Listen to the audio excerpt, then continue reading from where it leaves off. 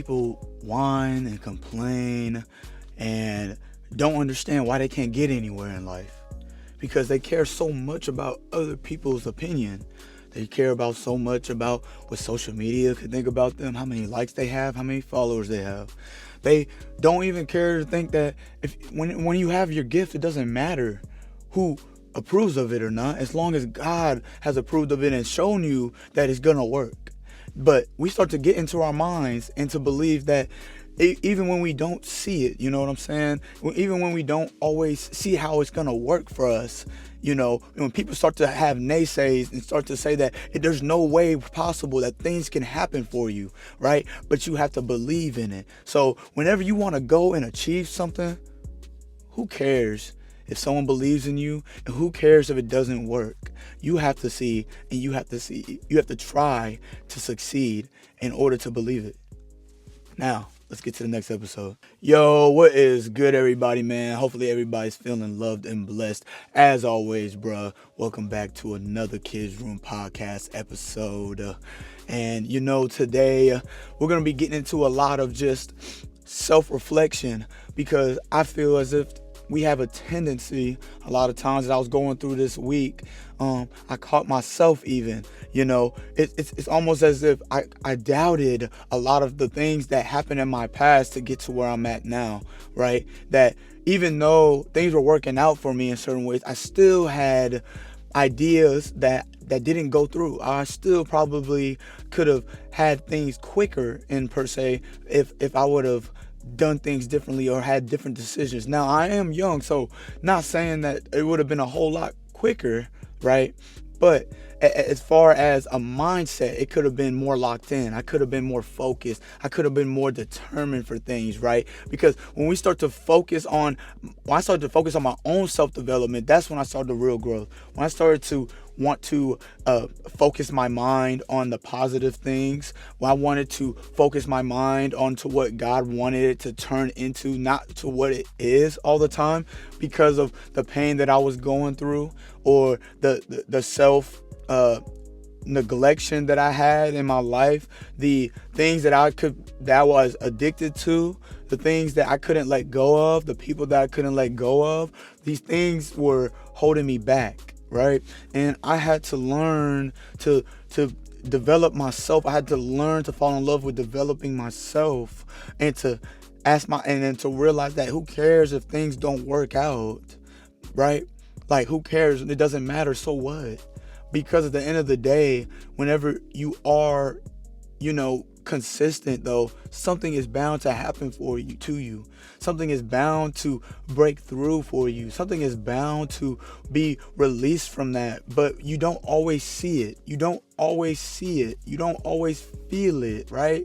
You don't always want to believe it, because of things that are happening, because things are just going in the opposite direction, because things are just beginning to dim your light. But whenever you allow things to dim your light, right? Whenever you allow things to not always show who you truly are, but then you're going to who you are being a coward to be, or who you are hiding away and being fearful, and who that is, that's where you want to run to, the comfort zone, in order to feel satisfied, right? To feel safe. But safety doesn't come with fear, right? Whenever you fear something, you think it's safe to be in a comforting place. But it's better to be safe on the other side of that fear, to see what it really was that you were afraid of. And most of the time it was nothing, right? Now let's get into the word. In 2 Corinthians chapter 3, verses 4 through 5, it goes on to say, "Such confidence we have through Christ before God, not that we are competent in ourselves to claim anything for ourselves, but our competence comes from God." That competence is another word of confidence, right? That you have to gain certain types of experiences, that you have to gain certain type of knowledge, that you have to gain certain type of confidence to fulfill what God wants you to fulfill. For you to gain those visions and dreams that you dreamt about, that you daydream about, that you write down your goals about every year, and you want to achieve those things can be coming later on, but you have to go through things. So you don't find your confidence or your competence or your skill set within yourself all the time, but you go to God and you ask him, what is my skill set that I should focus on? What is the gift that you want me to have, right? And you go from there. You move, you continue to move forward. So you just try things. You're gonna fail a lot, of course, because you're trying things. But whenever you find the thing that God wants you to do, and then not just that, but then you have to find the right way to do it. You don't always want to monetize what God is wanting you to do. Things ain't for money. These things are for you to fulfill your purpose. This channel is for you to fulfill your purpose, not to gain any type of wealth. I don't talk about finances much or anything like that, because that's not my main focus. My main focus is for the person that watches this, that gains the word or whatever lesson that I want to kind of talk about, to see who God is. And like, whenever you want to get to know God, that's when you gain the things that it says in the book. That's when you gain the things that whenever you see how David is, you see how Joseph is, you see how Jacob was, you see how these people have boundless faith, but it was a lot of times that they didn't have any idea of the things that was going on in their lives, but they continue to not control the outside things, but control their own emotions, control their own thoughts, control their own amount of faith, right? Another verse that we can turn to is in the book of James, chapter 1, verses 12. And that goes on to say, as blessed is the one who perseveres under trial, because having stood the test, that person will receive the crown of life that the Lord has promised to those who love him. That when you commit yourself, whenever you love God, whenever you might not know, it doesn't mean that you're perfect. That's the thing. Whenever you love God and you start to realize who God is and you get into the word, you realize that there's nothing that you can do to gain salvation, or nothing that you can do to gain God's grace, to gain that gift that Christ did for us, to carry the cross, to get whipped, to get stoned, to get the nails in his hand and feet, to get the crown of thorns on his head, to die on the cross, to do those things. And even the thief that was next to him, to say to be forgiven. And Christ even said that you will be with him. He will be with him in the kingdom.